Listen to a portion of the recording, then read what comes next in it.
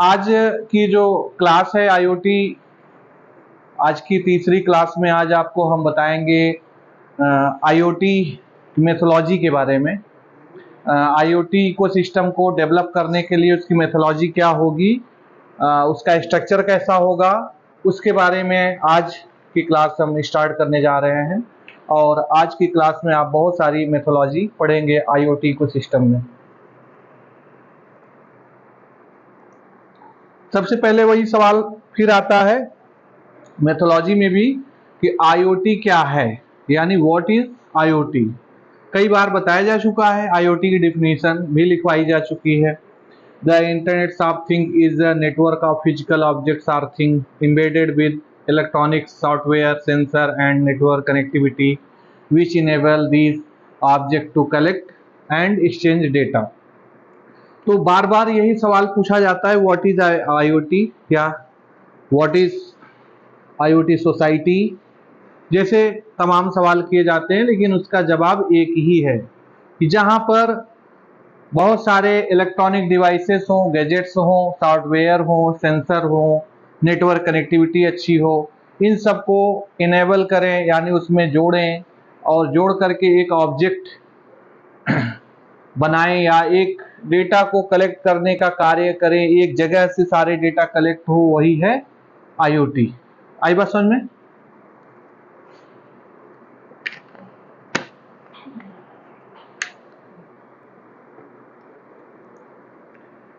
अगर हम बात करेंगे थिंग्स की या थिंकिंग की, तो थिंक यानी हम क्या सोचते हैं, कैसी बात सोचते हैं, ये सारी चीजें इस आईओटी में जो डिवाइसेस हैं, उनके जो सेंसर हैं, उनके माध्यम से अलग अलग वैरायटी की डिवाइसेस हैं।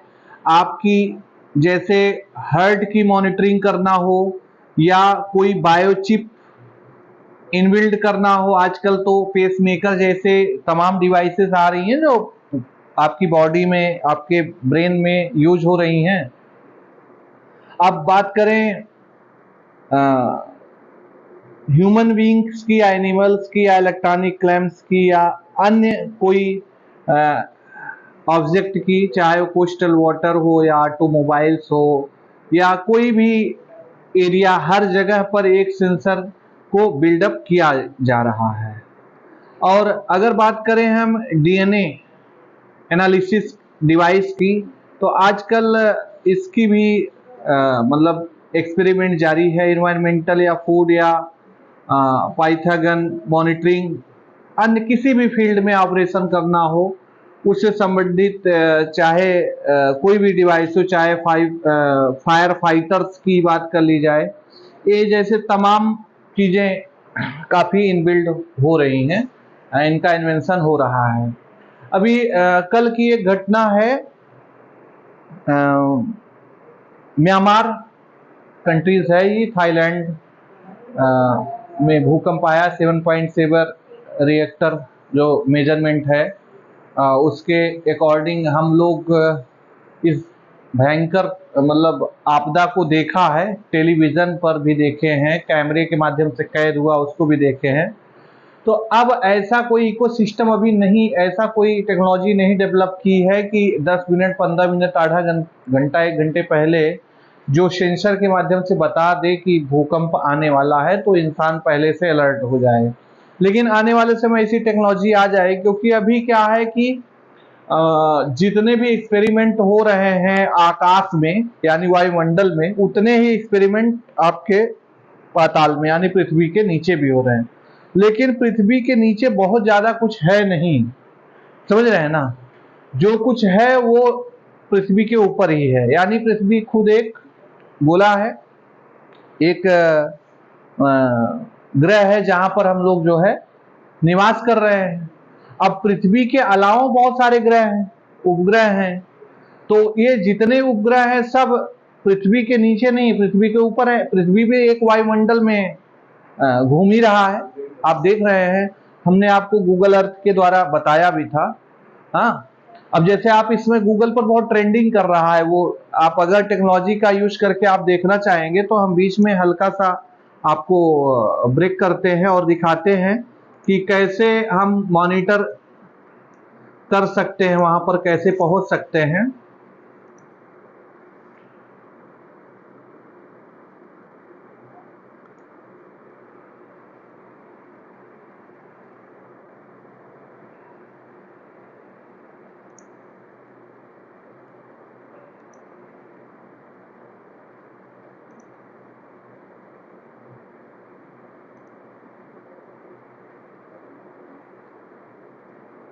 अब यहां पर आप देखिए जो अर्थक्वेक वाला सिस्टम है,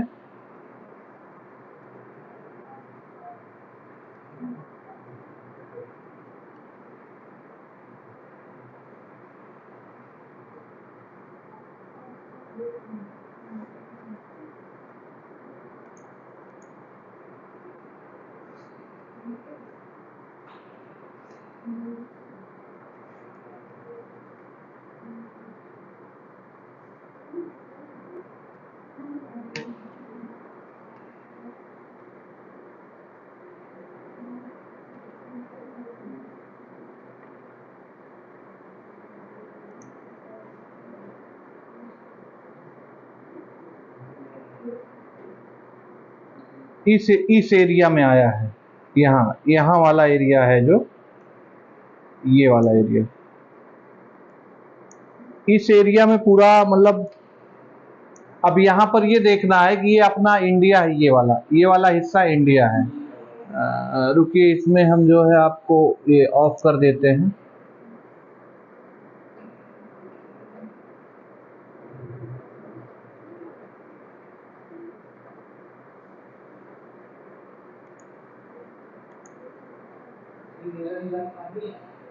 हाँ, ये जो नीला है ये आपका जो है ये पानी है। ये वाला इलाका ये देखिए, बर्मा म्यांमार। हाँ, तो यहाँ पर यहाँ वाला जो इलाका है, अभी आप देखिए कि अगर हम अर्थ की बात करेंगे तो अर्थ में आपका इंडिया ये है, ये वाला हिस्सा इंडिया का है, यहाँ पर म्यांमार है। अब हम रिसर्च करें तो कहाँ, पानी में तो करेंगे नहीं, पानी से पता चलेगा नहीं। जैसे ये जितना पूरा इलाका है, ये वाला दिख रहा है ना, ये सारा इंडियन ओशियन है ना, दिखा रहा है पूरा, यहाँ पर इंडियन ओशियन दिखा रहा। अब इस इलाके पर हम क्या यहाँ एक्सपेरिमेंट करेंगे, कैसे पता करेंगे। अब देखिए श्रीलंका यहाँ बगल में, ये भी देखिए समुद्र तट के पास है, चेन्नई वाला अपना इलाका ये। अब बर्मा बर्मा यानी म्यांमार वाला जो इलाका है, म्यांमार और थाईलैंड, यहाँ दो जगह पर अर्थक्वेक हुआ है, इन्हीं दो जगह पर।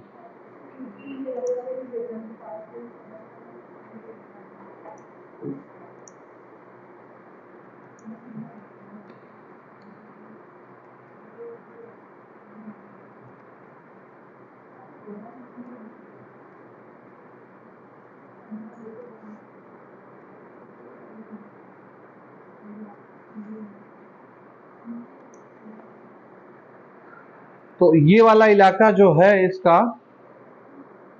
मैप के माध्यम से हम समझेंगे।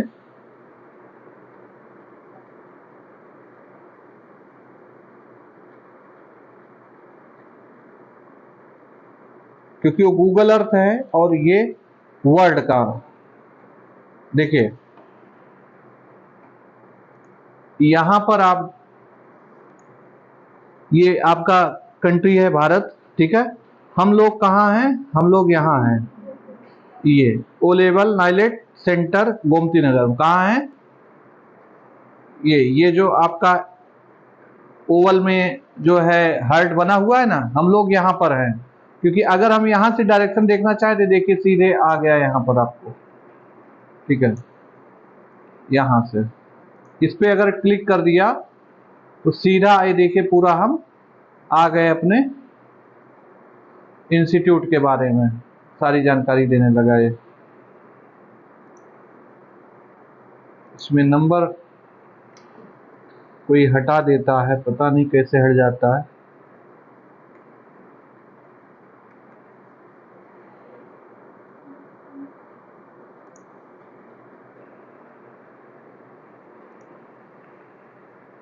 ठीक, ये आपका सेंटर है और ये बांग्लादेश का हिस्सा है और ये जो है आपका बर्मा म्यांमार बांग्ला। अब देखिए यहाँ पर हम लोग जो है ज्यादा दूरी पर नहीं था, अर्थक्वेक जो आया वो ज्यादा दूरी पर नहीं है। ये म्यांमार और थाईलैंड इस इलाके में अपना ये यही मिजोरम और मणिपुर नागालैंड वाला हिस्सा खतरे में था। अगर इंडिया में आता तो ये हिस्से जो है डगमगा सकता था। अब ऐसी कंडीशन में अगर कोई ऐसा इकोसिस्टम डेवलप किया जाए, आईओटी का ऐसा कोई सिस्टम डेवलप किया जाए कि पूरे वर्ल्ड में कहीं भी कोई आपदा आए और आपको डिवाइस तुरंत सचेत कर दे कि भाई ऐसी आपदा आने वाली है। अभी तक तो जो है जानवर वगैरह पहले कोई आपदा आती है तो रोने लगते हैं, कुछ इस तरह का कुछ चीजें हैं ना। लेकिन अभी डिवाइस में टेक्नोलॉजी में अभी इसका एक्सपेरिमेंट नहीं हो पाया है कि ये वाला जो अब देखिए गूगल अर्थ में यही चीज देखिए कि हम लोग यहाँ पर अब ये अर्थ पूरी तरह से जो है एकदम ओरिजिनल है। अब इधर हिस्सा में जाएंगे, इधर हिस्सा में जाएंगे तो यहाँ ये वाला इलाका आप जान रहे हैं क्या है, ये बता सकते हैं इसे? अब जैसे सुनीता विलियम्स जब अर्थ से बाहर गई, हाँ स्पेस स्टेशन में गई, तो उनको पृथ्वी ऐसे ही दिखाई दे रही थी जैसे हमको यहाँ पर दिखाई दे रही है। ऐसे हम पहचान पाएंगे ये इलाका कहाँ का है। देखिए वेनेजुला का नाम सुना है, रोमानिया, ब्राजील, ये इलाका देखिए ये ऐसे आपको अर्थ में नहीं दिखाई दे रहा है ना, ऐसे नहीं दिखाई दे ये इलाका। अब जितना ब्लू है वो तो सब समझ लीजिए वाटर है वहां पर। अब देखिए ये इलाका देखिए, नहीं ओशियन नहीं है, ये बर्फ वाला इलाका है, ग्लेशियर्स हैं ये सब। अब यहाँ वाला इलाका से आप कैसे पहचाने, ये तो दिखा रहा है ग्लेशियर टाइप, लेकिन देखिए पानी का हिस्सा आप देखिए अर्थ पर कितना है, पानी का हिस्सा देखिए सब पानी का हिस्सा है यहाँ।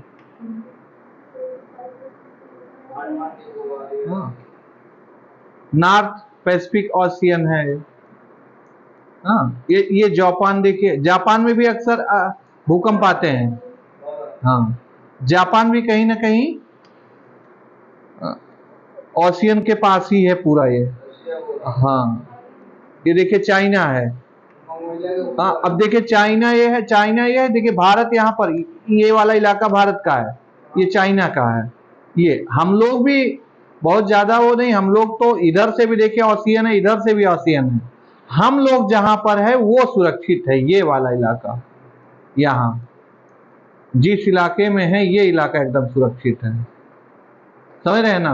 तो ये अपने आप को सौभाग्यशाली समझिए कि हम लोग ऐसी जगह पर हैं, ठीक है ना।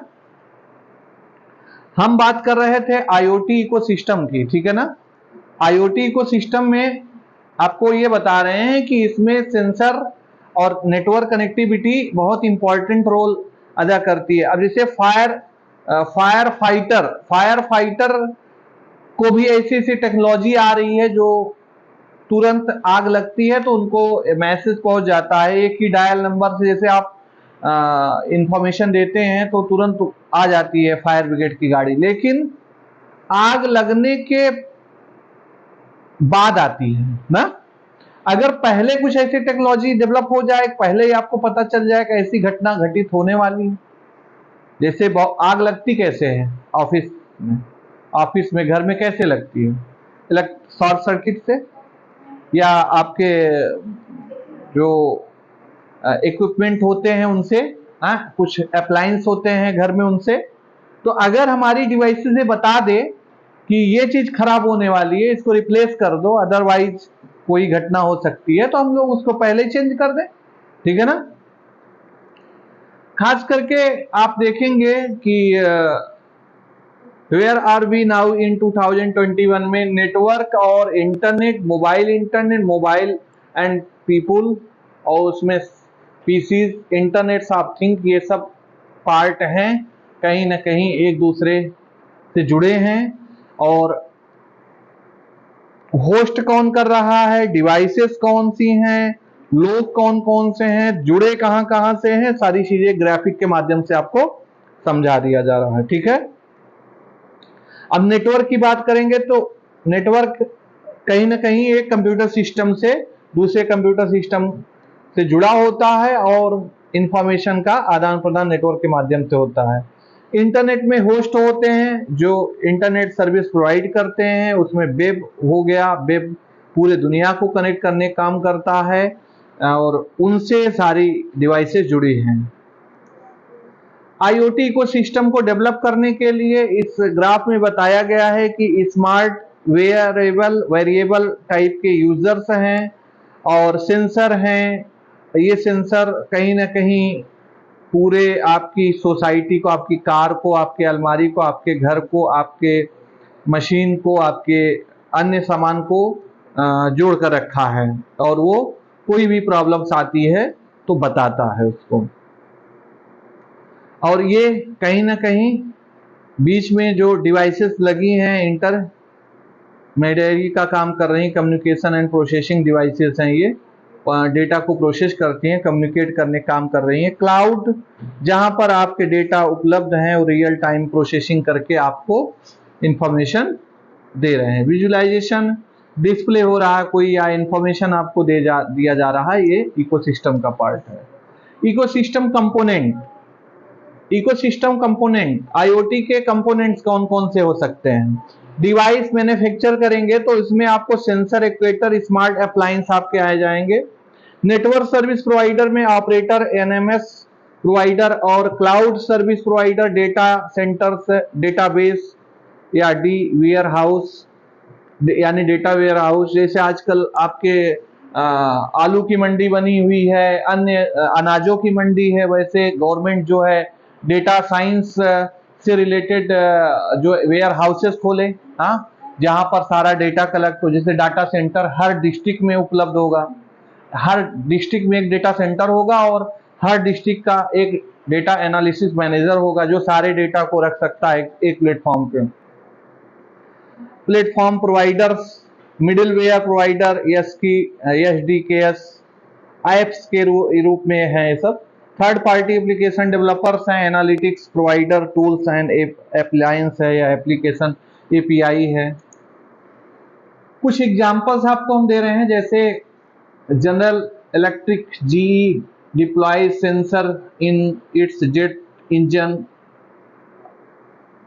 turbines and wind farms by analyze data in real time. GE service time and money associated with predictive maintenance। जैसे आप देख रहे हैं पवन चक्की है, पवन चक्की जो है नेटवर्क माध्यम से कनेक्ट है और यह पावर सप्लाई के साथ साथ जो है अन्य सर्विस दे रही है जो कनेक्टिविटी काम। देखिए एनर्जी से ही हम कोई चीज कनेक्ट कर सकते हैं, कोई कनेक्टिविटी के लिए नेटवर्क के लिए एनर्जी तो चाहिए। अब जैसे हम लोग टावर हैं तो टावर में एनर्जी नहीं पैदा बल्कि एनर्जी का कंजप्शन होता है, लेकिन यहाँ पर अगर हम एक ऐसी डिवाइस बनाएं जिससे एनर्जी भी उत्पन्न हो और कनेक्टिविटी का भी काम करे और डेटा का आदान प्रदान भी करे, इस तरह की चीजें जो है आईओटी इकोसिस्टम में होंगी। और इसके कुछ डायरेक्शन है, broad research direction hardware data processing का। इसमें कुछ rapid text and some sensors, कुछ सेंसर की अलग अलग वैरायटीज हैं, उन वैरायटीज को शामिल किया गया है। डेटा प्रोसेसिंग के लिए बहुत सारे टेक्नोलॉजी हैं, उनको शामिल किया गया है। रिसर्च उसी का पार्ट है, नेटवर्क और सॉफ्टवेयर से संबंधित चीजें हैं। और हिस्ट्री की बात करेंगे तो इसका इतिहास जो है 1970 से शुरुआत हुआ, लेकिन अगर रैपिड की बात करेंगे, रेडियो फ्रीक्वेंसी आइडेंटिफिकेशन, तो ये 1999 में आया। इसकी एक ऑटो आईडी सेंटर बनाया गया, वहां से ये मार्केट में एनालिसिस पब्लिकेशन के माध्यम से लोगों तक पहुंचा। अब उसमें आप जो रैपिड की बात करें तो आजकल जो क्यूआर कोड है वो भी कहीं ना कहीं रैपिड टेक्नोलॉजी का इस्तेमाल करके। जैसे आप देखते हैं ना, कैमरा जैसे लगाएंगे तो कैमरा में सेंसर होता है ना, वो सेंसर जैसे नॉर्मल कैमरे से आप स्कैन करेंगे तो नहीं स्कैन होगा, नॉर्मल मोबाइल लेकर के अगर स्कैन करेंगे तो नहीं होगा। सेंसर वाले मोबाइल, अब आजकल कैमरे जो सेंसर युक्त आ रहे हैं, सेंसर उसी में इनबिल्ड है। तो जैसे स्कैन कर कोई सेंसर जो है लगा हो कैमरा, और उसमें हम कोई बार कोड हो या क्यूआर कोड हो या कोई ब्लूटूथ हो या अन्य चीजें स्कैन करते हैं, तुरंत जो है कैच कर लेती है। ये सब चीजें आईओटी को सिस्टम में आता है। काम करने का तरीका इसका ये है कि ये कम्युनिकेशन एंड कोऑपरेशन का काम है। एड्रेसबिलिटी इसकी तगड़ी, आइडेंटिफिकेशन बढ़िया है। सेंसर, अब जैसे एड्रेसबिलिटी का मतलब ये हो गया, अभी आपको अकाउंट में पैसा भेजना हो सकता है, अकाउंट नंबर गलत हो जाए तो गलत जगह पैसा चला जाए, लेकिन क्यूआर कोड से स्कैन कर ऑटोमेटिकली ले लेता है, इसलिए गलत जगह जा ही नहीं सकता। क्यों? तो ये सब चीजें, सेंसिंग इसका बेहतर होता है, एक्वेशन बेहतर है, एम्बेडेड इंफॉर्मेशन प्रोसेसिंग बेहतर है, और लोकलाइजेशन के लिए बढ़िया है। यूजर इंटरफेस इसका स्ट्रांग होगा अगर ये काम करेगा आईओटी को सिस्टम। तो हाउ आईओटी वर्क, कैसे काम करता है? देखिए, रैपिड तो आपके लिए जरूरी है। रैपिड वही सेंसर का जो काम कर, रैपिड का पूरा नाम भी बताया ना, क्या है? रेडियो फ्रिक्वेंसी आइडेंटिफिकेशन ना। सेंसर और स्मार्ट टच और नैनो टच, ये दो तीन चीजें आपको बहुत काम की हैं जिसके माध्यम से आईओटी वर्क करता है। अब रैपिड का क्या काम है, चाहे तो आप नोट भी कर लीजिएगा कि आईओटी में जो डिवाइसेस उनके क्या वर्क है, रैपिड का, सेंसर का, स्मार्ट टच का और नैनो टच का। रैपिड जो है ये आइडेंटिफाई करता है, ट्रैक करता है डेटा को, उसको रिसर्च करता है, सोचता है कि सही व्यक्ति है, सही लोकेशन पे है कि नहीं। और सेंसर का काम क्या है? टू कलेक्ट एंड प्रोसेस, ये कलेक्ट करता है डेटा को, प्रोसेस करता है, डिटेक्ट करने का काम करता है, अगर उसमें कोई प्रॉब्लम है तो उसको चेंज करने का काम करता है, उसका स्टेटस बताता है। ये काम है सेंसर का। स्मार्ट टच, इसका काम है जैसे आप इनपुट देते हैं ना, इनपुट, तो इनपुट सेंसर के माध्यम, स्मार्ट टच के माध्यम से दिया जा सकता है। Enhance the power of the networks by devolving processing capabilities to different part of the network. कुल मिलाकर के ये आपको पावर जनरेट करता है, नेटवर्क के साथ आपका कम्युनिकेशन बनाता है। कोई भी चीज आप इंस्ट्रक्शन देते हैं तो वो प्रोसेस करके हार्डवेयर के साथ कम्युनिकेट करने का काम करता है, यानी प्रोसेसिंग करने का काम करता है। कुल मिलाकर के आप जैसे कीबोर्ड माउस का इस्तेमाल करते हैं, वही काम अब यहाँ स्मार्ट टच का है कि आपको ये मतलब इंस्ट्रक्शन देना हो तो टच करके दे सकते हैं। नैनो टच क्या है? To make the smaller and smaller things have the ability to connect and interact. Nano touch में क्या होता है? बहुत छोटी छोटी चीजें भी आसानी से टच करके आप जो है वहां तक पहुंच सकते हैं, यानी करेक्ट हो सकते हैं। The structures of IoT, IoT का स्ट्रक्चर क्या क्या हो, मतलब स्ट्रक्चर में क्या क्या चीजें शामिल हो सकती हैं, होंगी। तो the IoT can be viewed as a genetic network consisting of networks of devices and computers connected touch through a series of intermediate technology, where numerous technologies like rapid, जैसे वायरलेस कनेक्शन हो गया, other जैसे rapid हो गया, feeling things. अब tagging things की बात करें तो टैगिंग थिंग्स, टैग करना, कोई चीज को कनेक्ट करना, जैसे है रैपिड। रैपिड क्या करता है? क्यूआर कोड या बार कोड वगैरह को कनेक्ट करने का काम करता है। फीलिंग थिंग्स ये सेंसर के माध्यम से आपकी, जैसे आप होता नहीं कि आप जब कैमरे के सामने आते हैं तो आपकी फीलिंग को समझ लेता है। अब आजकल सेंसर आ रहे हैं एआई के माध्यम से, वो कहीं ना कहीं एआई में सेंसर लगा होता है सब। और श्रिंकिंग थिंग्स, कुछ एक miniaturisations and nano technology has provoked the ability of smaller things